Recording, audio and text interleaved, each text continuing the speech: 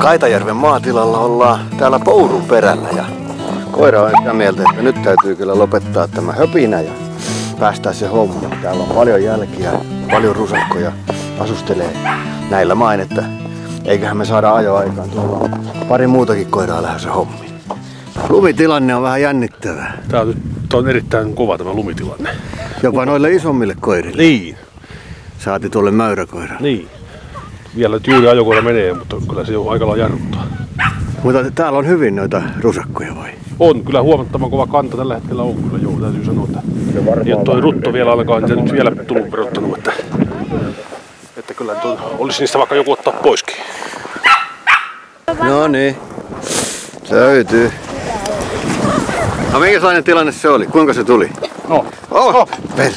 Se tuli tosta mäkeä pitkin ja hiivi tohon mutkaan. Se tuli melkein syliin sitten kyllä. Sitten koukkasi just, kun oli ampuvassa, niin kääntyi oikealle ja sitten meni ohitteen kannet. Joo niin. Tuli koira kiinni, niin pystynyt ampumaan. Joo, eihän siitä voi silloin olla. Joo, hyvä. Se oli ihan hyvä. Ensimmäinen. Okei. Ensimmäinen pupujahti ja heti saalis. Toinen jahti ensimmäinen saalis. No niin, hienoa. Onneksi olkoon. Kiitos.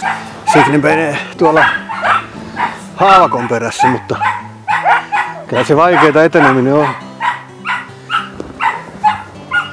Katsotaanpas kuinka käy.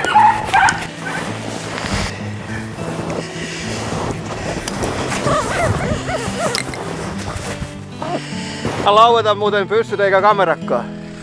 Mutta jotenkin saatiin tällä porukalla 3 rusakkoa hengiltä ja se on ihme, koska esimerkiksi tuolla Lassilla ei meinannut laueta ollenkaan tänään. Mutta 3 on nurin.